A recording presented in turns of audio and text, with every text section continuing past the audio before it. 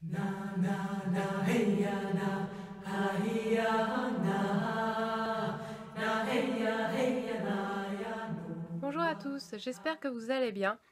Alors je vous retrouve aujourd'hui pour un nouveau bilan acquisition, donc pas de juste une semaine mais de plusieurs, étant donné que j'ai eu quelques semaines à vide on va dire, et du coup j'avais pas de réception à vous montrer, donc il y a des... je ne saurais même plus vous dire les dates, mais il y en a qui datent de la semaine dernière et peut-être même une ou deux petites choses qui datent de la semaine d'avant. Je sais plus combien de temps ça fait que j'ai pas fait de vidéo.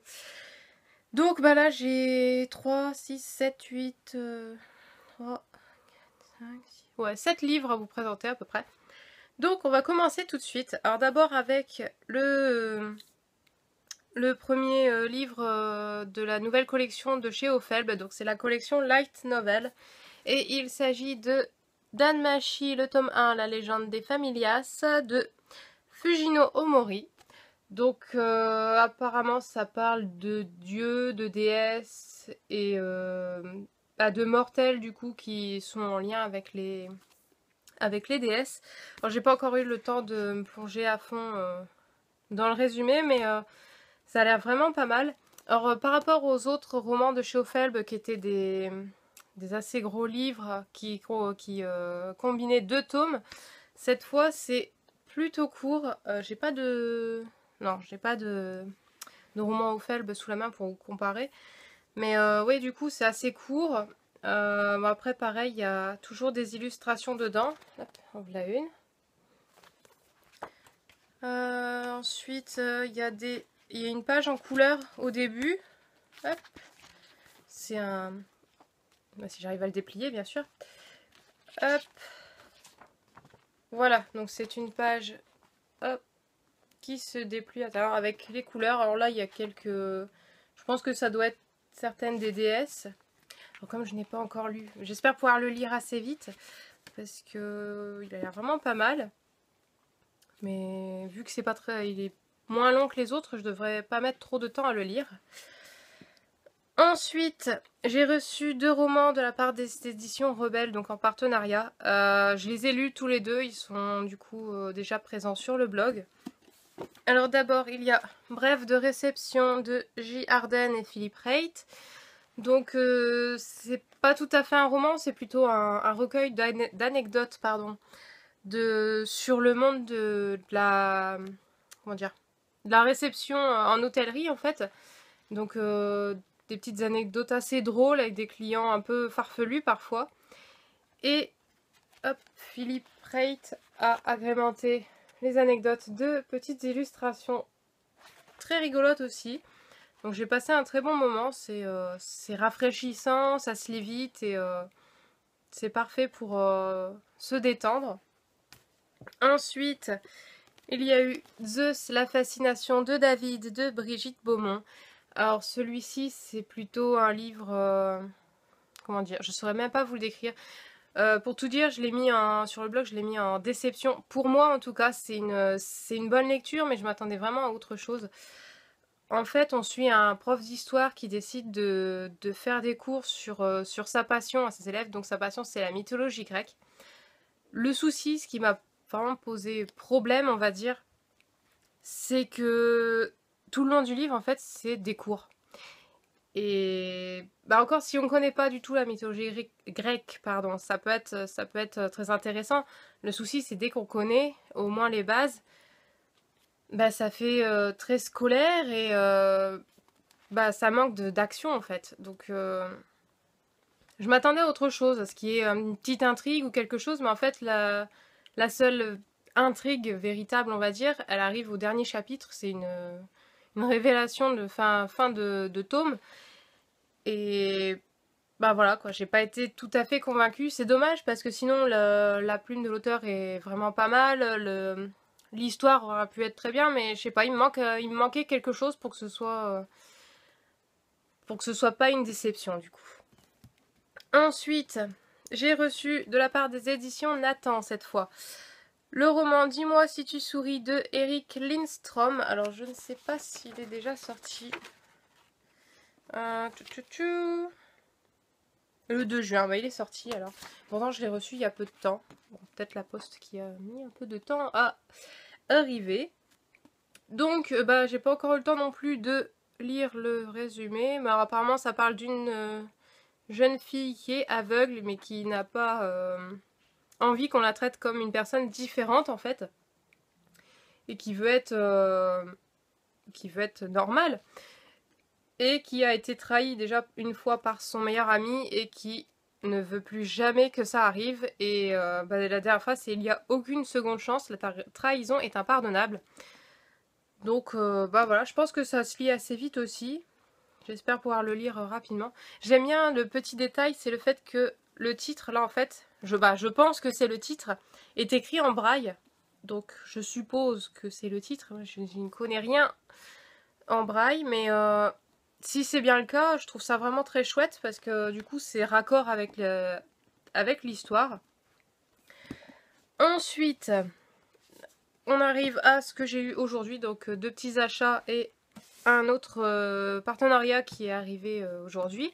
Donc d'abord les achats, à savoir le tome 6 de Démonica de Larissa Yon. Donc cette fois c'est Brûlante Rédemption.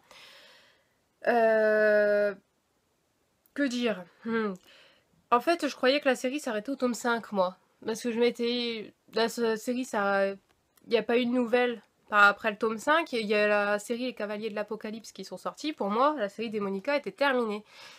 Bah non. Voilà, Les Cavaliers de l'Apocalypse, normalement, est terminée aussi maintenant. Mais bah, il y a un tome 6 qui sort et apparemment, vers octobre, je crois, octobre ou novembre, il y a un tome 7. Et même si j'aime beaucoup cette série...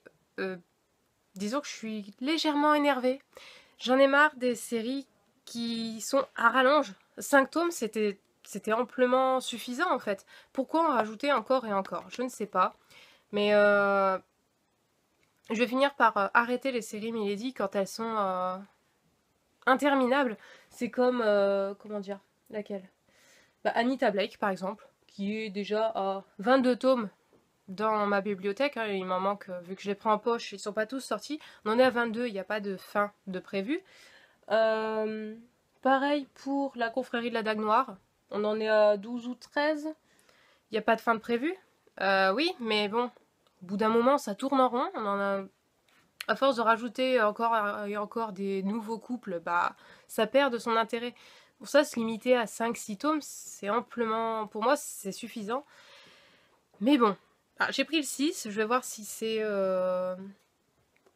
si ça renouvelle un peu. Je sais même pas si entre le tome 5 de Démonica et le tome 6, il faut lire Les Cavaliers de l'Apocalypse. J'en ai aucune idée du coup. Là, je suis un peu dans le flou. Alors je vais voir, je vais essayer de me renseigner, voir s'il faut intercaler les cavaliers entre le 5 et le 6 de Démonica. À voir. Ensuite, encore une raison de m'énerver. C'est le tome 8 de Chasseuse de vampires de Nani Nissing chez J'ai lu. Alors comme vous voyez, déjà la couverture a subi un petit changement. D'ailleurs tous les J'ai lu Crépuscule, je crois, et même les autres, tous les J'ai lu au format poche ont un changement de look. Le souci, pour moi, c'est même pas encore la couverture, parce que ça, une fois que c'est rangé, le livre, on la voit pas, on la voit plus, donc puis bon, elle reste correcte. Le souci, c'est ça. Super. Sachant que tous les autres de cette série ont la tranche toute noire, le titre écrit en rouge, et bah, le logo c'était Darklight, je crois, qui était ici.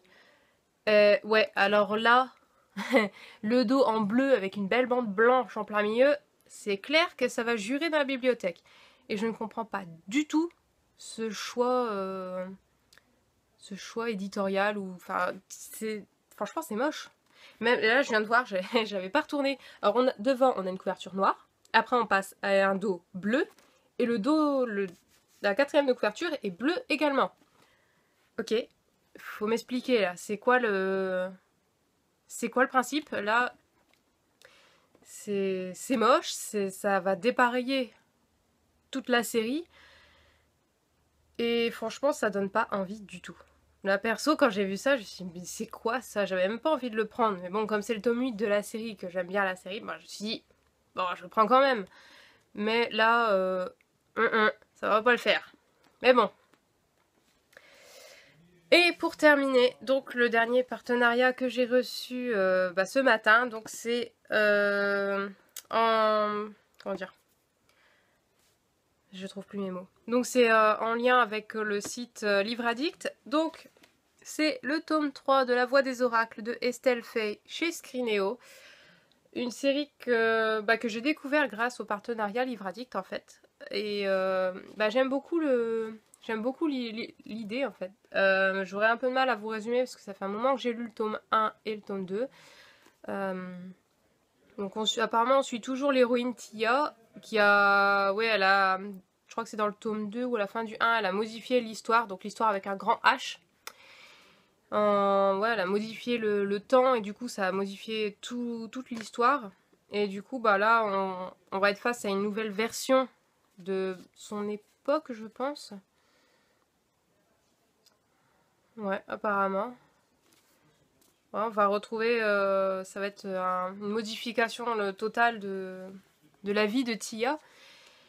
Et apparemment, c'est le dernier tome. Je ne savais même pas.